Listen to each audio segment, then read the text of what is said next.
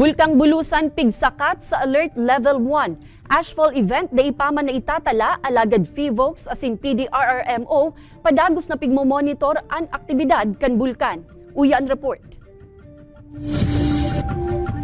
Pasado alas 3 nin hapon kasuod kan magluwas nin Bulusan Volcano Advisory and FIVOLCS kung sa inhalis Alert Level 0 ipigsa ang atan aktibidad kan Mount Bulusan sa Alert Level 1. Nagin basihan subot kaini ang nahiling na sustained o dagos-dagos na volcanic earthquake puon kan Oktubre 14. Meron pong increased chances or possibilities ng sudden and hazardous phreatic eruption na maaaring mangyari sa summit crater or sa lateral vents po nito. Kung titignan natin yung behavior nila ng mga nakaraang taon ay na pumuputok po ito or nagkakaroon ng sudden and phreatic eruption kahit naka-alert level 0 ito.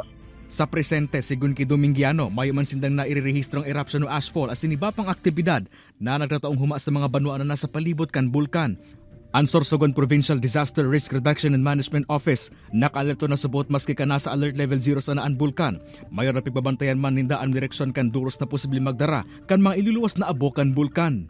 Para in case or anytime na magkaroon tayo ng phreatic explosion, alam natin and we're very specific doon sa mga area na possible or high yung alert, high yung threat para maabisuhan natin na itong parte ngayon, pag pumutok, medyo kayo yung maapektuhan. You should double up your preparation.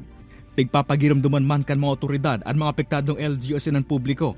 Naibitaran ang paglaog-luwas sa siniba pang aktibidad sa 4 km permanent danger zone. Kan bulkan pati na sa 6 km extended danger zone kaini. Urog na tasigon sa FIVOLCS ang Bulkan Bulusan.